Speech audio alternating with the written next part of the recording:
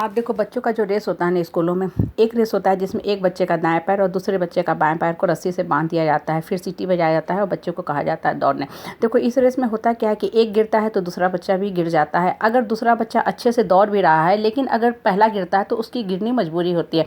आप एक और एग्जाम्पल लो, देखो जुड़वा बच्चे होते हैं ना, तो कुछ जुड़वा बच्चे इस कैटेगरी के पैदा होते हैं जिनके बॉडी का पार्ट अटैच होता है। किसी का देखोगे दोनों सर अटैच होता है। इस केस में उनका लाइफ जो होता है ना बड़ा ही दुभर हो जाता है। उन्हें ना चाहते हुए वो सारे काम करने पड़ते हैं क्योंकि उनके बॉडी के जो पार्ट है वो अटैच है। मतलब एक चल रहा तो आपको भी चलना पड़ रहा है, एक सो रहा तो आपको भी सोना पड़ रहा है। तो इस केस में क्या करता है डॉक्टर, बहुत अच्छे से ऑपरेट करता है, दोनों के जो बॉडी पार्ट को अलग अलग कर देता है। आप दो प्राणी अलग अलग अस्तित्व के रूप में आ गए, दो अलग अलग इंटिटी बन गए, दोनों का स्वतंत्र अस्तित्व हो गया। आप दोनों अपना अपने हिस्से का जीवन जीने को स्वतंत्र है। देखो ये जो छोटी छोटी बातें हैं ना हमें जीवन की कितनी बड़ी शिक्षा देता है। मनुष्य एक सामाजिक प्राणी है, इस नाते हम समाज से, परिवार से, परिवेश से, कॉलोनी, मोहल्ला, सोसाइटी से जुड़े होते हैं और वहाँ एक अटैचमेंट क्रिएट होता है। अटैचमेंट होना भी चाहिए, ये मनुष्य होने की प्रामाणिकता को दर्शाता है कि आप एक ह्यूमन बीइंग हैं। लेकिन अब क्वेश्चन अराइज होता है कि अटैचमेंट हम रखें तो हम कितना रखें, किस हद तक रखें और किस चीज़ के साथ कहाँ कहाँ अटैचमेंट हम रखते जाए और कहाँ कहाँ हम डी अटैच होते जाए।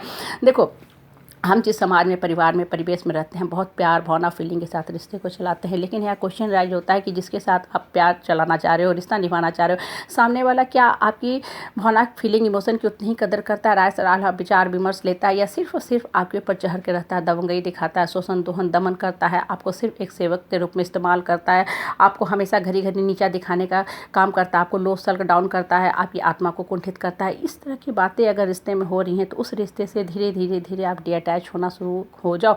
आप देखो अटैचमेंट का मतलब ये नहीं कि आपके परिवार का कोई सदस्य 3-4 सदस्य गड्ढे में पड़े हुए हैं तो आप भी बोलो हम अपने परिवार से इतने ज़्यादा अटैच हैं, आप भी जाके गड्ढे में गिर जाओ, उस गड्ढे में बैठ के उनके साथ निगेटिव बातें करते रहो, ताश खेलते रहो, चाय पानी पीते रहो उस गड्ढे में बैठ के और टाइम पास होता रहे।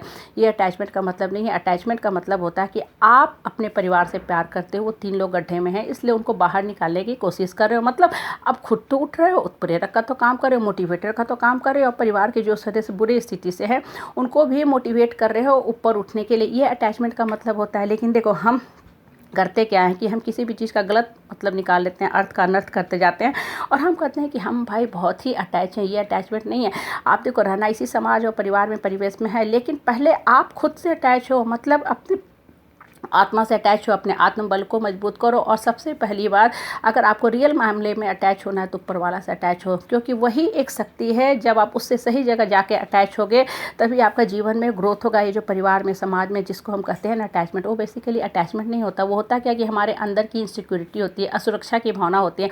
हमारे मन में कहीं ना कहीं ये चीज़ें घर की रहती है कि अगर हम इन लोगों को छोड़ देंगे तो क्या होगा, फिर हमारी पहचान चली जाएगी, समाज में और भी लोग आएंगे, हमको तंग करने शुरू करेंगे। इन द मीन टाइम होता क्या है कि बाकी लोगों का तो पता नहीं, लेकिन ये जो आदमी जिसके साथ आप बहुत ज़्यादा कॉम्प्रोमाइज़ कर रहे थे, एडजस्ट कर रहे थे, अपने आप को एकोमोडेट करने की कोशिश कर रहे थे, घड़ी इसकी ऐसी फितरत हो जाती है कि हमेशा ही आपके ऊपर चढ़ के रहेगा, रुलाएगा, धमकाएगा, डराएगा, आप घड़ी माफ़ी मांगोगे और इन द मीन टाइम आपकी आत्मा की जो शक्ति है हमेशा कुंठित होने लगती है, क्षय होने लगती है, डिके होने लगती है और एक दिन आपकी आत्मा इतनी ख़त्म हो जाती है कि उसको उठाने में श्री कृष्ण भी असमर्थ हो जाते हैं। देखो रिश्ते के बोझ से इतना भी मत दबते जाओ कि आपका जीवन दुभर हो जाए। कहने का तात्पर्य है कि रिश्ता चलाओ, अटैचमेंट रखो, कोल्ड वाटर फिश बन के भी मत रहो, इमोशन लेस बन के भी मत रहो। लेकिन इसका मतलब ये भी नहीं कि लोग आपके ऊपर हमेशा डराते धमकाते रहे। देखो बहुत बार होते क्या है कि कुछ हमारे जो रिश्तेदार होते हैं वो करते क्या है, या तो आपको पागल बनाने में लगे होते हैं या पागल समझते हैं या ज़रूरत से ज़्यादा ही आपको मूर्ख शक्तिहीन समझते हैं और अपने आप को सुपर पावर में जीने वाला समझते हैं, सुपर ईगो में हमेशा रहते हैं और समझते हैं कि इस आदमी से हम जो चाहें करवा सकते हैं, इस आदमी के हम अच्छे से इस्तेमाल कर सकते हैं, ये आदमी हमेशा ही हमेशा मेरा सेवक बन के रहेगा। जहाँ इस आदमी ने मेरे खिलाफ मुँह खोली वो चिल्लाना, डराना, धमकाना और ज़्यादा शुरू कर देगा और आप फिर से सहम जाते हो, डर जाते हो, क्योंकि आपकी आत्मा में उतनी शक्ति है ही नहीं। इसलिए देखो हमेशा अपने आप से अटैच और एक चीज़ को मान के चलो कि धरती पे आप आए हो अपने हिस्से का जीवन जीने के लिए, आपको एक कर्म दिया गया है, ऊपर वाले ने आपको एक ड्यूटी असाइन करके भेजा है।